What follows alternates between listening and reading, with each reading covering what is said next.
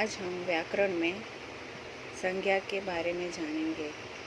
संज्ञा के बारे में जानने से पहले हम शब्दों के भेद कौन से हैं वो जानेंगे। विकारी शब्द, अविकारी शब्द। विकारी शब्द किसको कहते हैं? जिन शब्दों का रूप परिवर्तन होता है वे विकारी शब्द कहलाते हैं। जैसे कुत्ता, कुत्ते, कुत्तों, मैं, हमें, अच्छे, अच्छा, खाता है, खाते हैं, खाती है।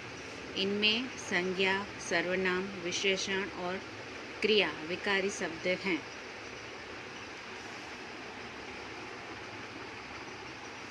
अब हम संज्ञा क्या है उसके बारे में जानेंगे। संज्ञा की परिभाषा: किसी वस्तु, व्यक्ति, स्थान या भाव के नाम को संज्ञा कहते हैं। किसको कहते हैं? वस्तु, व्यक्ति, स्थान या भाव के नाम को। उदाहरण के रूप में केदार, पलक, मुंबई, भलाई, मकान आदि। केदार और पलक व्यक्ति के नाम हैं। मुंबई राजस्थान स्थान के नाम है। भलाई भाव का नाम है। मकान वस्तु का नाम है। वस्तु, व्यक्ति, स्थान या भाव के नाम को संज्ञा कहते हैं। अब हम देखेंगे संज्ञा के प्रकार। संज्ञा के 5 प्रकार हैं। व्यक्तिवाचक संज्ञा, जातिवाचक संज्ञा, भाववाचक संज्ञा, समूहवाचक संज्ञा, द्रव्यवाचक संज्ञा। कितने प्रकार हैं? 5। व्यक्तिवाचक संज्ञा, जातिवाचक संज्ञा, भाववाचक संज्ञा, समूहवाचक संज्ञा, द्रव्यवाचक संज्ञा।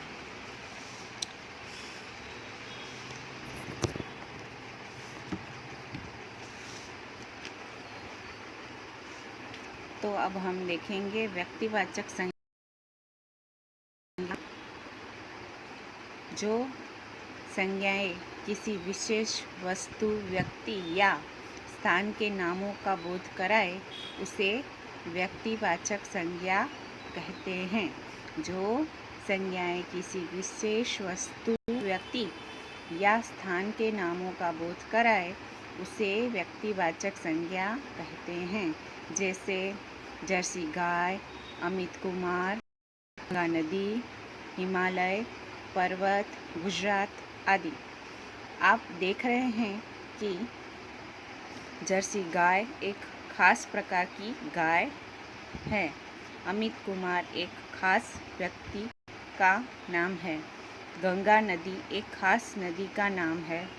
हिमालय पर्वत एक खास पर्वत का नाम है। गुजरात एक खास शहर का बोध कराता है। अतएव ये सभी व्यक्तिवाचक संज्ञा हैं। अब हम देखेंगे जातिवाचक संज्ञा।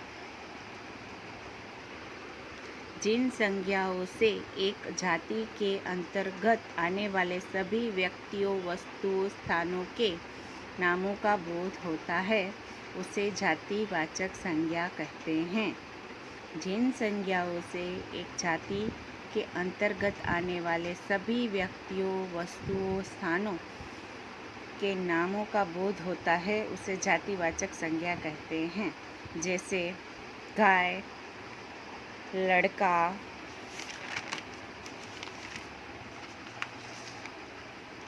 नदी, पहाड़, शहर। गाय, गाय कहने से जर्सी, देसी, विदेशी, काली, चितकबरी, फ्रिजियन इन सभी प्रकार की गायों का बोध होता है, क्योंकि गाय जानवरों की एक जाति हुई। अब हम देखेंगे लड़का। इसमें सभी तरह और सभी जगहों के लड़के आते हैं, जैसे रामू, श्यामू, संकेत, मोहन, पीटर, करीम आदि कोई भी नाम आ सकता है। मनुष्य में एक खास अवस्था वाले मानवों की एक जाति हुई, लड़का।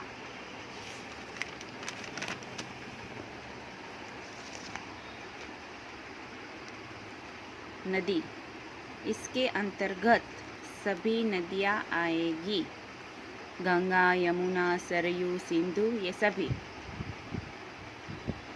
पहाड़, इस जाति के अंतर्गत हिमालय, मदार, आल्प्स, फ्यूजियामा, ये सभी पहाड़ आएंगे। शहर, यह स्थान सूचक जातिवाचक संज्ञा है। इसके अंतर्गत तमाम शहर आएंगे,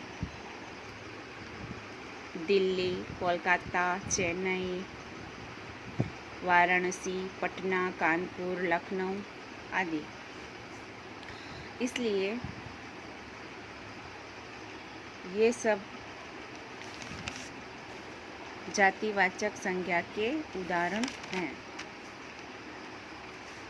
भाववाचक संज्ञा, जिन संज्ञाओं से पदार्थों या व्यक्तियों के धर्म, गुण, दोष, आकार, अवस्था, व्यापार या चेष्टा आदि भाव जाने जाए, वे भाववाचक संज्ञा होती हैं। भाववाचक संज्ञाएं अनुभवजन्य होती हैं। ये अस्पर्शी होती है, जैसे क्रोध, घृणा, प्रेम, अच्छाई, बुराई, बीमारी, लंबाई, सच्चाई आदि। उपर्युक्त उदाहरणों में से आप किसी को छू नहीं सकते, सिर्फ अनुभव ही कर सकते हैं।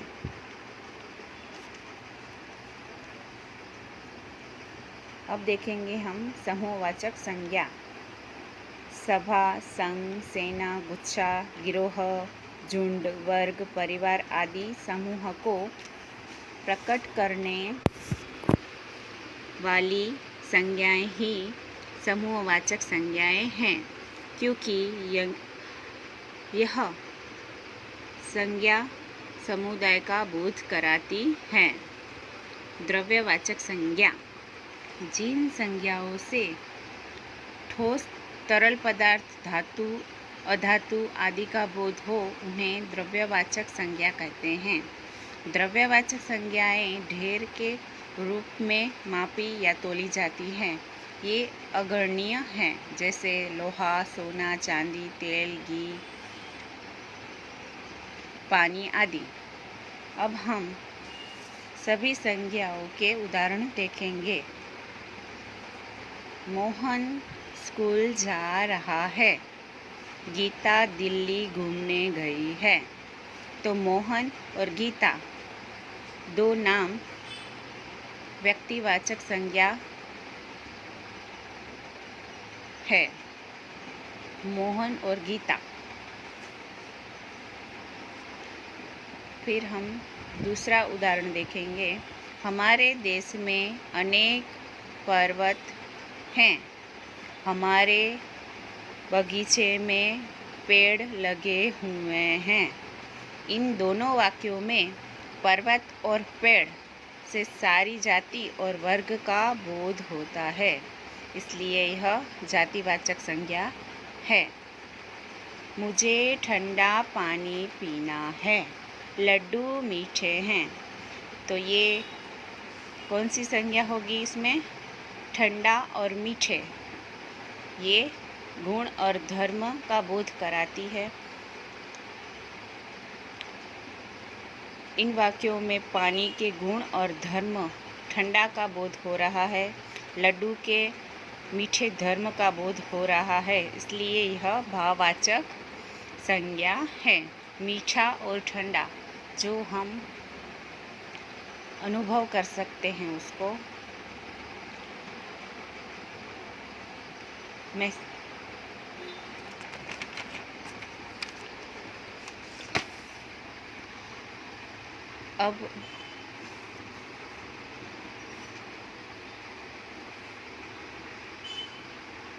अब हम द्रव्यवाचक संज्ञा का उदाहरण देखेंगे। नदियों में पानी बहता है। गाड़ी में 1 लीटर पेट्रोल डलवा देना। इस वाक्यों में पानी के बहने अर्थात द्रव्य का बोध हो रहा है, पेट्रोल के नाप तोल का बोध हो रहा है, इसलिए यह द्रव्यवाचक संज्ञा है। अब देखेंगे समूहवाचक संज्ञा। भारतीय सेना देश की रक्षा करती है। सभी खिलाड़ियों ने मिलकर एक टीम बना ली है। तो इस वाक्य में सेना से पूरे समूह का बोध होता है और टीम से खिलाड़ियों के समूह का बोध होता है, इसलिए यह द्रव्यवाचक समूहवाचक संज्ञा है।